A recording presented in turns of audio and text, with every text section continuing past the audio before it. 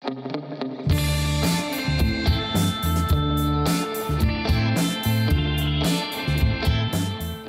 aftur í jóla-föstudagsþáttinn. Við ætlum að hafa svona auka tónlistarnúmer í þessum þætti og til mín eru komin Helga, Pálmi og Hilda. Velkomin. Takk. Takk. Nú er ég búin að fara að tvenna alveg óbúslega skemmtilega tónleika með ykkur, ólíka samt. Einu svona ágústkvöldi og svo jól í hlöðunni. Og þið eru ekkert hætt. Nei, rétt byrjuð. Hvað er að gerast? Heimsyfirráð eða dauði? Já.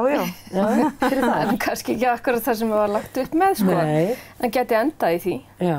Ég ætla að taka lagi hérna fyrir okkur eftir, jólalag, en ég ætla líka aðeins að segja okkur hvað gerist á næsta ári. Hver vil segja okkur frá því? Pálmi, þú ert svo þögull.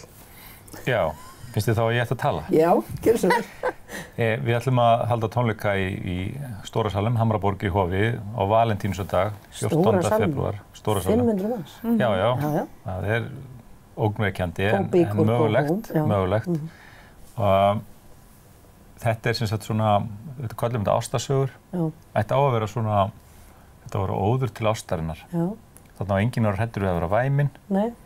Þarna má gráta, taka með sér vasaklúta. Það gleymdist að nefna það fyrir jólatónleikana.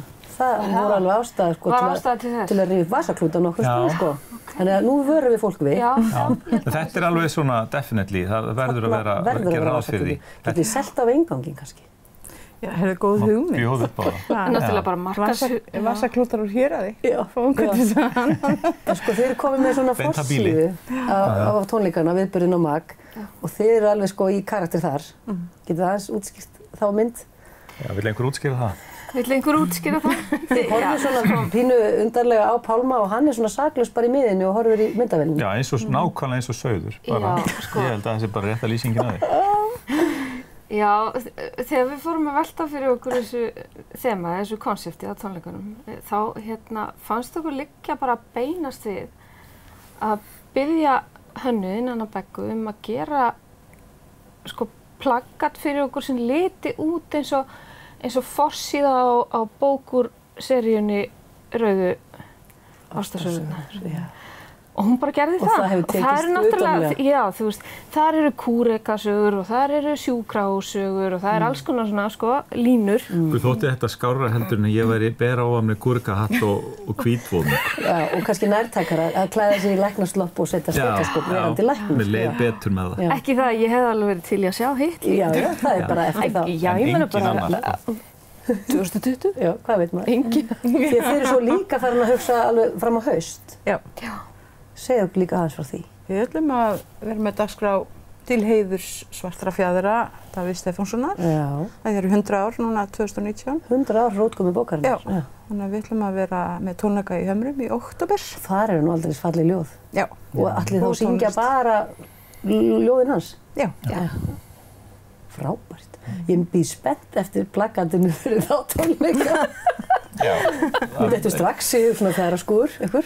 Já, endurgera pósuna hans Davíðs þar sem hann var með raps á engina. Já, það var dálítið dramatísk. Já, það var dramatískt. Já, mjög svo.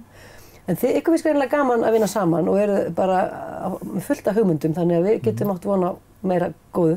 Alveg örugglega. Úr ykkar átt. Já. Kærar þakkir fyrir að koma í jólaþáttinn og þið ætlaði að syngja fyrir mig lag og spila sem er hvað? Við ætlum að spila og syngja Hin fyrstu jól, kvæði Kristjáns og Djúpalæk við lag Ingibjargar Þorbergs. Sem við öll elskum. Takk kærlega fyrir komuna og gleðileg jól. Takk fyrir gleðileg jól. Það dimmir og hljóðnar í Davíðs borg, í dvala sig strætin þakka, í bæn hlýtur svölun brotleg sál, frá brunni himneskra daga. Öll jörðin sveipuð jólasnjó og jatan ungbarns vaka.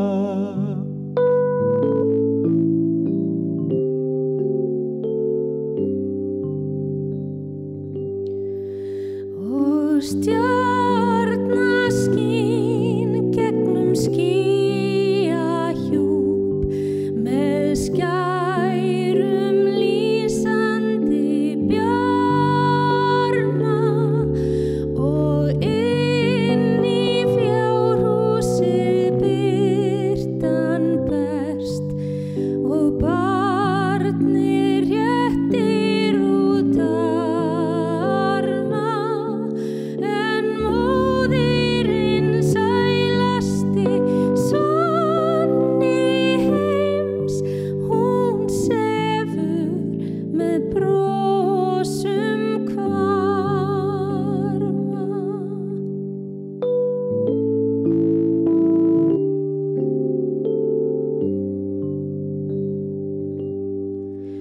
Og hjarðmaður birtist húsið allt, ber höfgar reykelsi sangan. Í huga flytur hann himni þökk og hjalar við reifast rangan.